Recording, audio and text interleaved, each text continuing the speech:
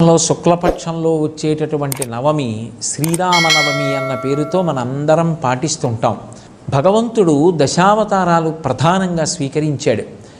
అందులో 10వదైనటువంటి కల్క్యావతారం రావలసి ఉంది. మిగిలినటువంటి అవతారాలన్నీ కూడా ఒక్కొక్క ప్రయోజనానికి వచ్చినప్పటికీ ప్రధానంగా మనుష్యుల యొక్క జీవితంతో అత్యంత సన్నిహితంగా మెలిగినటువంటి అవతారం శ్రీరామావతారం. ఎందుకంటే రాముడు పరిపూర్ణంగా నరుడిగా ఈ లోకంలో ప్రవర్తించాడు. అందుకే వాల్మీకి మహర్షి నారద మహర్షిని ప్రశ్న వేసినప్పుడు కూడా 16 గుణములు కలిగినటువంటి పరిపూర్ణమైన నరుడెవరు అని అడిగారు. కోన్వస్మిన్ సంప్రదంలోకే గుణవాన్ కశ్చ వీర్యవాన్ ధర్మజ్ఞశ్చ కృతజ్ఞశ్చ సత్యవాక్యో దృఢవ్రతః చారిత్రేణ చ కోయుక్తః సర్వభూతేషు కోహితః విద్వాన్ కః కస్సమర్థశ్చ కశ్చైక ప్రియదర్శనః ఆత్మవాన్ కో జితక్రోధో ద్యుతిమాన్ కో ననసూయకః కస్య బిభ్యతి దేవాశ్చ జాతరోషస్య సంయుగే అని అడుగుతారు. 16 గుణములు పరిపూర్ణముగా కలిగినటువంటి నరుడు ఈ కాలమునందెవరు అని అడిగితే ఆనాడు నారద మహర్షి ఈ కాలమునందే ఉన్నటువంటి వాడు రామచంద్రమూర్తి అని నిర్ధారించాడు. మనుష్య జీవితంతో రామచంద్రమూర్తి యొక్క జీవితం మమేకమైపోయింది. నరుడిగా పుట్టాడు, నరుడిగా పెరిగాడు, నరుడు ఎలా కష్టాలు పడతాడో అలా కష్టాలు పడ్డాడు.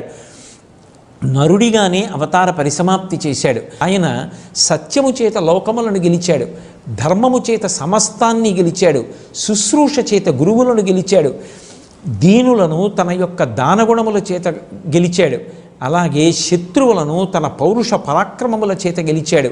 పరిపూర్ణమైనటువంటి నరుడి యొక్క అవతారమే రామావతారం. అంత గొప్పదైనటువంటి రామావతారం నరుడిగా వస్తే తప్ప రావణ సంహారం జరగదని, ఆ అవసరం లేకపోయినా సరే కౌసల్యా గర్భవాసం 12 నెలలు చేసి ఆయన ఈ భూమి మీదకి నరుడుగా వచ్చాడు. అందుకే వాల్మీకి మహర్షి రామాయణం బాలకాండలో ఒక మాట అంటారు, తతశ్చ ద్వాదశే మాసే చైత్రే నవమికి తిథౌ నక్షత్రేదితి దైవత్యే సోచ్ఛ సంస్థేషు పంచషు గ్రహేషు కర్కటే లగ్నే వాక్పతాం విద్యునాసః ప్రోద్యమానీ జగన్నాథం సర్వలోక నమస్కృతం అన్నారు. 5 గ్రహాలు ఉచ్ఛలో ఉండగా చైత్రమాసంలో శుక్లపక్షంలో నవమి తిథి నాడు మధ్యాహ్నం వేళ పరిపూర్ణమైనటువంటి నరుడిగా వచ్చినటువంటి అవతారం శ్రీరామావతారం. అటువంటి శ్రీరామచంద్రమూర్తి ఈ లోకంలో ఆవిర్భవించి మనకందరికీ కూడా ధర్మానుష్ఠానంతో మనిషి ఎలా ప్రవర్తించాలో నేర్పాడు. చైత్రమాసంలో వచ్చినటువంటి రామావతారం నరుడిగా ప్రవర్తించడం నేర్పితే, వైశాఖ మాసంలో వచ్చినటువంటి శంకర భగవత్పాదుల యొక్క అవతారం ఒక మనిషిగా ఎలా బ్రతకాలో ప్రబోధం చేసినటువంటి అవతారం. అంత గొప్ప మాసములు రెండిటిలో 2 గొప్ప గొప్ప అవతారాలు వచ్చాయి. ఒకటి సాక్షాత్ శ్రీ మహావిష్ణువు యొక్క అవతారం అయితే, ఒకటి పరమశివుని యొక్క అవతారం. ఒకటి నరుడిగా వచ్చి లోకానికి నడవడి నేర్పితే, వేరొకటి గురువుగా వచ్చి లోకానికి ఎలా ప్రవర్తించాలో, ఈశ్వరుణ్ణి ఎలా చేరుకోవాలో మార్గాన్ని ఉపదేశం చేసింది. అంత గొప్ప అవతారం శ్రీరామావతారం. శ్రీరామ నవమి నాడు అందరూ తప్పకుండా ఉపవాసం చేస్తారు. చేసి పొద్దున్నే రామచంద్రమూర్తిని ఆరాధన చేసి బాలకాండలోంచి శ్రీరామచంద్రమూర్తి యొక్క అవతారం ఆవిర్భవించినటువంటి ఘట్టాన్ని, ఆ సర్గని పారాయణ చేస్తారు. పారాయణ చేసి దేవాలయానికి వెళ్ళి రామచంద్రమూర్తిని సేవించి పరిపరి విధముల మార్చి ఇంద్రియములకు భగవంతుణ్ణి ఆలంబనంగా ఇచ్చి ఉపవాస దీక్షలో రామచంద్రమూర్తిని సేవిస్తారు. అంటే కన్నులతో కొంతసేపు రామచంద్రమూర్తి యొక్క రూపాన్ని చూడడం, చెవులతో రామచంద్రమూర్తి యొక్క కీర్తనాన్ని వినడం, చేతులతో రామచంద్రమూర్తిని సేవించడం, అలాగే నోటితో రామచంద్రమూర్తి యొక్క కీర్తిని భజించడం, అలా మార్చి ఇంద్రియములను రామచంద్రమూర్తి యొక్క సేవ యందు వినియోగిస్తారు. ఆ రోజంతా ఉపవాసం ఉండి శ్రీరామచంద్రమూర్తి యొక్క సేవ చేసి ఆ సాయంకాలం పట్టాభిషేక సర్గ చదువుతారు. కాస్త సంస్కృత భాషా పరిజ్ఞానం ఉన్నటువంటి పెద్దల్ని ఆహ్వానించి ఆ రోజు సాయంకాలం భక్తులందరూ కూర్చుని యుద్ధకాండలో పట్టాభిషేక సర్గ ఏది ఉందో ఆ సర్గలో మకుటధారణ అంటారు. అంటే ఆయనకి కిరీటం పెట్టినప్పుడు వశిష్ఠాది మహర్షులు వచ్చి ఆ కిరీటాన్ని అక్కడ ఉంచి పూజించి ఆయన తల మీద అలంకరించారు. ఆ ఘట్టాన్ని ఒకసారి చదివి వివరణ చేస్తారు. ఆ మకుటధారణ సర్గ చదువుతారు. అలాగే ఆంధ్రదేశంలో సీతారామ కళ్యాణం ప్రఖ్యాతి వహించింది. కళ్యాణం చూసినంత మాత్రం చేత, కళ్యాణంలో ఉన్నటువంటి తలంబ్రాల అక్షతలు తల మీద వేసుకున్నంత మాత్రం చేత 3 రకములైనటువంటి అనుగ్రహం కలుగుతుంది. యజ్ఞం చెయ్యాలనేటటువంటి బుద్ధి కలిగి ఆ యజ్ఞం చేసినటువంటి కారణం చేత దేవతల యొక్క అనుగ్రహాన్ని పొంది, తానే కాకుండా తాను తన చుట్టుపక్కల ఉన్నవారు సమాజము అంతా కూడా వర్ధిల్లి, కళ్యాణం చూసినంత మాత్రం చేత, కళ్యాణంలో ఉన్నటువంటి తలంబ్రాల అక్షతలు తల మీద వేసుకున్నంత మాత్రం చేత 3 రకములైనటువంటి అనుగ్రహం కలుగుతుంది. యజ్ఞం చెయ్యాలనేటటువంటి బుద్ధి కలిగి ఆ యజ్ఞం చేసినటువంటి కారణం చేత దేవతల యొక్క అనుగ్రహాన్ని పొంది, తానే కాకుండా తాను తన చుట్టుపక్కల ఉన్నవారు సమాజము అంతా కూడా వర్ధిల్లుతుంది. అలాగే ఐశ్వర్యము బాగా పెరుగుతుంది. 3 సంతానము కలుగుతుంది. కళ్యాణము వలన పొందనటువంటి ప్రయోజనము లోకంలో ఉండదు. అన్ని ప్రయోజనములు పొందవచ్చు. అంత గొప్ప ప్రయోజనములకు ఆలవాలమైనటువంటి సీతారామ కళ్యాణాన్ని వాడవాడలా నిర్వహిస్తారు. చక్కగా ఆ కళ్యాణ సమయంలో అందరికీ కూడా విసినికర్రలు, అలాగే పానకం, వడపప్పు, మామిడి పళ్ళు ఇటువంటివి చలవ చేసేటటువంటి పదార్థాలని పంచిపెడతారు. అలాగే మల్లెపూలు విశేషంగా తెచ్చి రామచంద్రమూర్తికి అలంకారం చేస్తారు. రాముడు ప్రత్యేకించి తెలుగువారితో మమేకమైపోయినటువంటి అవతారం. అంత గొప్ప అవతారమైనటువంటి శ్రీరామచంద్రమూర్తి యొక్క అవతారం మనకి భద్రాచల క్షేత్రంలో విరాజమానమై ఉన్నది. ఆ భద్రాద్రి చేసినటువంటి అద్భుతమైనటువంటి తపస్సు ఫలితంగా వామాంకస్థిత జానకీ పరిల సత్కోదండ దండంకరే చక్రం చోర్ధ్వకరేణ బాహుయుగళే శంఖం శరం దక్షిణే బిభ్రాణం జలజాతపత్రనయనం భద్రాద్రి మూర్ధ్ని స్థితం కేయూరాది విభూషితం రఘుపతిం సౌమిత్రియుక్తం భజే అని అపసవ్యముగా ఆయుధములను ధరించి లక్ష్మణ సీతా సమేతుడై రామచంద్ర ప్రభు భద్రాద్రి మీద వెలిశాడు.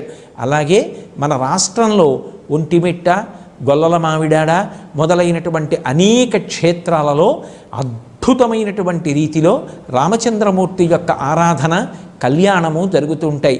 చక్కగా ఆ రోజున రామాలయానికి వెళ్ళి రామచంద్రమూర్తి యొక్క నామం చెప్పి రామకోటి వ్రాసి అందరూ కూడా తరించడానికి పరమ యోగ్యమైనటువంటి కాలం.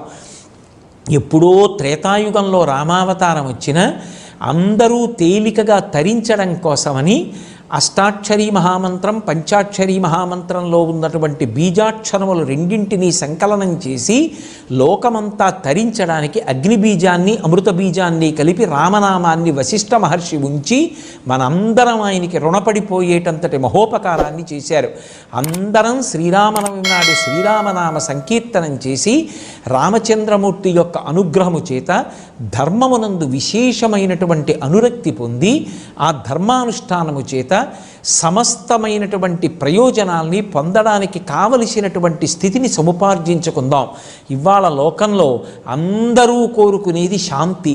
ఆ శాంతి దేని వలన లభిస్తుంది అంటే ధర్మానుష్ఠానం వలననే లభిస్తుంది. సమస్త శాస్త్రముల సారాన్ని పిండేస్తే 2 అక్షరాలు ధర్మం. ఆ ధర్మానుష్ఠానమునందు అనురక్తి దేని వలన కలుగుతుంది అంటే రామచంద్రమూర్తి యొక్క ఆరాధన వలన కలుగుతుంది. అంత గొప్ప నైమిత్తిక తిథి శ్రీరామనవమి. అటువంటి శ్రీరామనవమిని మనందరం భక్తి ప్రపత్తులతో ఆచరించి ఆ సీతారాముల యొక్క పరిపూర్ణమైనటువంటి అనుగ్రహానికి పాత్రులమవుదాం.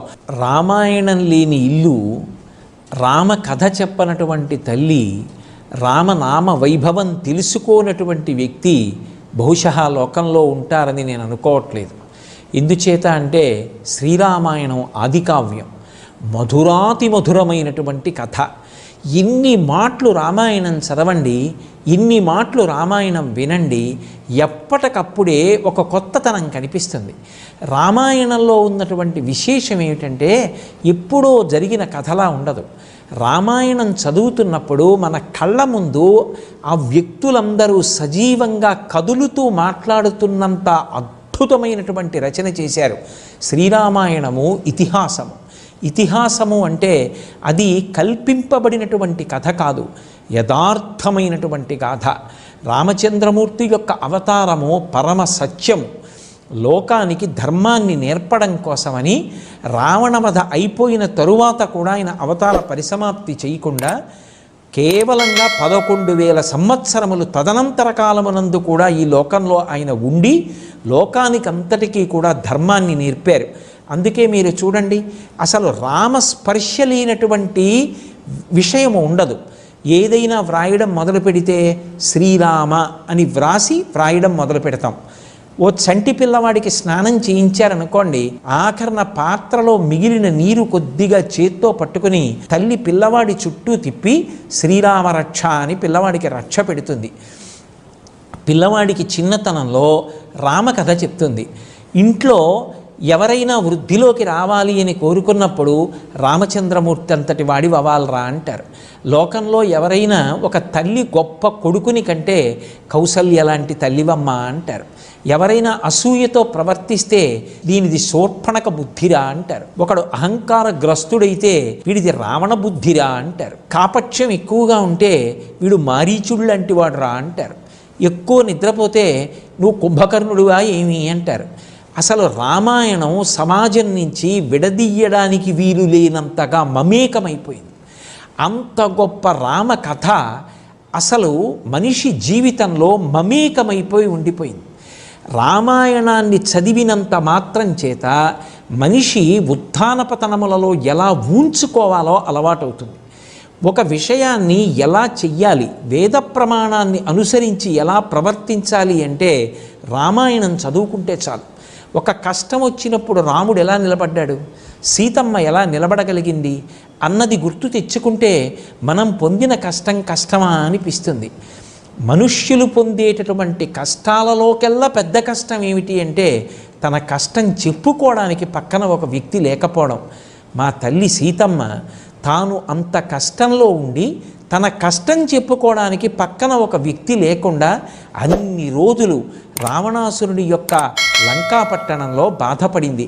ఆ తల్లి పడిన బాధ కన్నా నేను పొందేటటువంటి బాధలు ఏ పాటి అన్న భావన కలిగిన నాడు మనిషి ధర్మాన్ని విడిచిపెట్టకుండా నిలబడడానికి కావలసినటువంటి ప్రజ్ఞ సముపార్జించుకుంటాడు. అందుకే రామాయణం అసలు మనిషి జీవితం నుంచి వేరు చెయ్యడానికి వీలు లేని రీతిలో మమేకమైంది. రామాయణానికి ఉన్న గొప్పతనం ఏమిటంటే శ్రీరామాయణం మీరు చదువుతూ ఉండగా ఎన్ని మాటలు చదువుతున్నా మీకు కొత్త కొత్త విషయాలు అందులోంచి గోచరిస్తూనే ఉంటాయి. ఎన్ని మాటలు రామాయణం వినండి, విన్న కథే కదా అనిపించదు. ఎన్ని మాటలు రామాయణం చూడండి, చూసిన కథే కదా అనిపించదు. అందుకే ఎందరో కవులు వ్రాసిన రామాయణాన్నే వ్రాశారు, ఎందరో గాయకులు ఆ రామకథనే పాట పాడారు, ఎందరో ఆ రామకోటే వ్రాశారు. సర్వకాలముల యందు చేతిలో కోదండాన్ని ధరించి వీరరాఘవ విజయరాఘవ అనేటటువంటి 2 బిరుదునామాలతో సమస్త లోకాల్ని కాపాడేటటువంటి మహానుభావుడయ్యాడు. ధర్మబద్ధమైనటువంటి పరిపాలన చేసినటువంటి వ్యక్తి యొక్క పరిపాలనని కూడా రామరాజ్యం అని పిలుస్తాం. రామరాజ్యము అంటే రాముడు పరిపాలించినటువంటి పరిపాలన అని అనుకోకూడదు. రాముడు పరిపాలిస్తేనే రామరాజ్యం వస్తుంది అంటే మళ్ళీ రామరాజ్యం రావాలి అని కోరుకోవాలి అంటే రాముడి అవతారం రావాలి అని చెప్పాలి.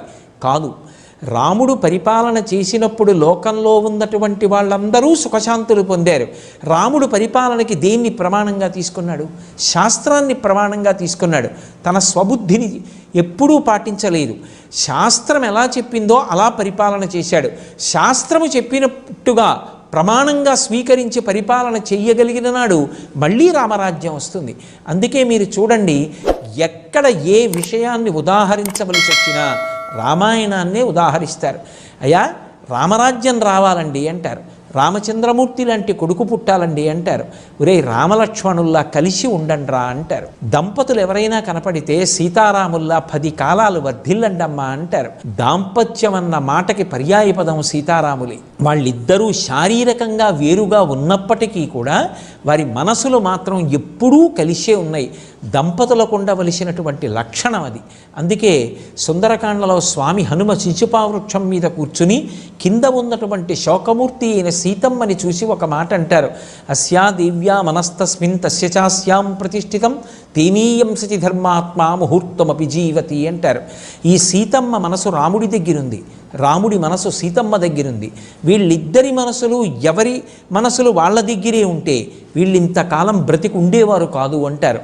దాంపత్యం అంటే సీతారాములే. అందుకే ప్రాతస్మరణీయులైనటువంటి కంచికామకోటి పీఠాధిపత్యం వహించిన మహాపురుషులు అపర శంకరావతారులైనటువంటి శ్రీ శ్రీ శ్రీ చంద్రశేఖరేంద్ర సరస్వతి మహాస్వామి వారు తరచుగా తన అనుగ్రహ భాషణాల్లో వివాహానికి శుభలేఖ వేస్తే సీతారాముల యొక్క మూర్తిని వెయ్యకుండా వెయ్యవద్దు అని చెప్తూ ఉండేవారు. సీతారాములు ఆ రామాయణంలో ఉండేటటువంటి వ్యక్తులు ఎప్పటికీ మనకి ఆదర్శమే. అటువంటి రామచంద్రమూర్తి ఆవిర్భవించినటువంటి పరమ పవిత్రమైనటువంటి రోజు శ్రీరామనవమి. ఆ రామనామం చెప్పినా, రామ కథ చదివినా, రామాయణాన్ని తల మీద పెట్టుకున్నా, రామాయణం మీద ఒక్క పువ్వు వేసినా, చిట్ట చివరికి రామాయణం పుస్తకం అక్కడ పెట్టి ప్రదక్షిణం చేసిన, రామాలయానికి వెళ్ళిన, రామకోటి వ్రాసిన, రాముణ్ణి భజన చేసిన, ఒక పాట పాడిన, రాముణ్ణి స్తుతి చేసిన, ఉపవసించిన, పూజ చేసిన ఆయన అనుగ్రహంతో ఇహము పరము కూడా కలుగుతాయి. అందుకే ధరించిపోవడానికి అత్యంత తేలికైనటువంటి అవకాశం ఇవ్వగలిగినటువంటి అద్భుతమైనటువంటి రోజు ఈ శ్రీరామనవమి. అటువంటి శ్రీరామనవమి ఒక్క క్షణం కూడా వృధా కాకుండా మనందరం ఆ రామచంద్రమూర్తి యొక్క పాదార విందములను సేవించి ధర్మమునందు అనురక్తి పొందుదాం. అందుకే మీరు శ్రీరామాయణాన్ని పరిశీలించండి. ధర్మాన్ని విడిచిపెట్టిన వాళ్ళందరూ ఎంత శక్తివంతులైనా నశించిపోయారు. ఎన్ని కష్టాలు రానివ్వండి, నేను ధర్మాన్ని విడిచిపెట్టను అని ధర్మాన్ని పట్టుకున్న రామచంద్రమూర్తి మాత్రం శాశ్వతుడైపోయాడు. యుగాలు మారిపోయినా రామాలయం లేనటువంటి గ్రామం లేదు, రామనామం చెప్పనటువంటి వ్యక్తి లేడు, రాముని యొక్క పేరు వ్రాయకుండా మొదలుపెట్టబడినటువంటి పుస్తకం లేదు, రామ కథ చెప్పని తల్లి లేదు, రామ కథ చదువుకోనటువంటి పిల్లవాడు లేడు, సీతారాముల పట్ల భక్తి లేనటువంటి వ్యక్తి లేడు. అంత గొప్ప రామాయణం, అంత గొప్పదైనటువంటి శ్రీరామావతారం ఆవిర్భవించినటువంటి పరమ పవిత్రమైన రోజు. ఆ శ్రీరామావతారాన్ని స్మరిస్తూ, రామాయణాన్ని చదువుతూ, రామనామాన్ని కీర్తిస్తూ, శ్రీరామ భజన చేస్తూ ఈ కాలాన్ని సద్వినియోగం చేసుకుని ధర్మమునందు అనురక్తి పొంది ఆ ధర్మానుష్ఠానము చేత లోకమంతా శాంతి పొందేటట్టుగా ప్రవర్తించి ఈ తిథిని సద్వినియోగం చేసుకుందాం. ఒక్క విషయం మీకు ప్రధానంగా మనవి చేస్తాను. రాముడి జీవితం మొత్తం మీద ఎన్ని కష్టాలు రానివ్వండి, ఆయన నిలదొక్కుకోగలిగాడు. ఏ కారణం చేతనో తెలుసా? రామాయణాన్ని జాగ్రత్తగా పరిశీలనం చేస్తే అర్థమవుతుంది. ఆయన ధర్మానుష్ఠానం మాత్రం ఆయన విడిచిపెట్టలేదు. ధర్మాన్ని విడిచిపెడితే ఇది కలిసి వస్తుంది అని అనిపించినా ధర్మాన్ని పట్టుకుని కష్టపడి సాధిస్తాను తప్ప ధర్మాన్ని విడిచిపెట్టి వెంటనే నేను ఫలితాన్ని పొందను అని నిలబడ్డాడు. మీకు ఒక్క ఉదాహరణ చెప్తాను. రాముడు సుగ్రీవుడితో చెలిమి చేయడం మానేసి అధర్మమునందున్న వాలితో స్నేహం చేసుకుంటే ఇక సుందరకాండ యుద్ధకాండ లేవు.